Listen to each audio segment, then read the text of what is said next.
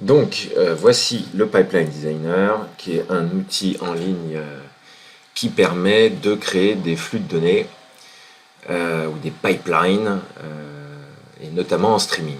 Bon, je vais aller assez vite sur les étapes intermédiaires, mais j'ai donc créé deux connexions, une à mon PubSub, un à mon BigQuery, et puis au-dessus de ça, j'ai construit deux jeux de données, l'abonnement aux alertes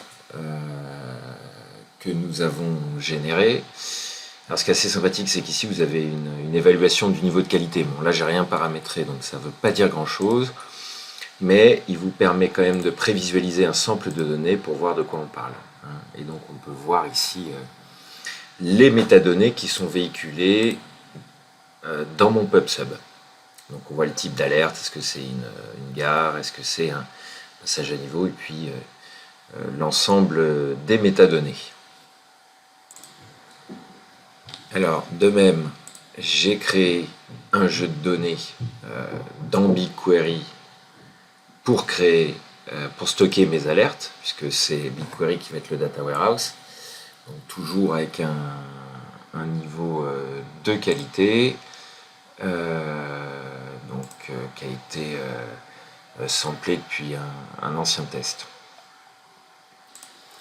Alors, la constitution d'un pipeline se fait très simplement. Donc, voilà mon pipeline.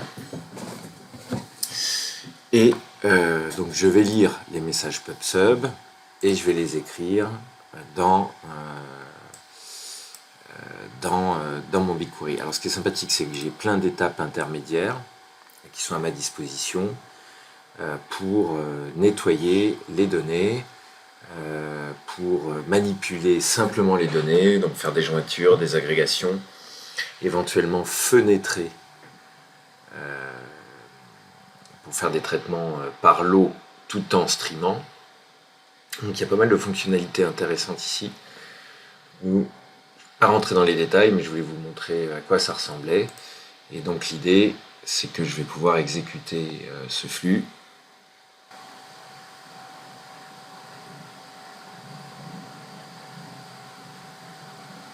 Voilà, donc le pipeline est en cours d'exécution.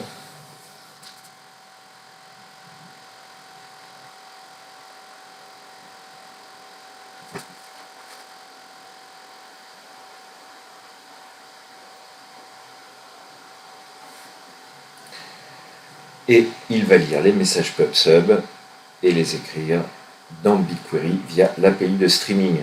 Fait qu'on a vraiment une table streaming dans BigQuery, et donc on peut après faire des tableaux de bord en temps réel pour déclencher des alertes en temps réel. Donc on voit là à droite le nombre de records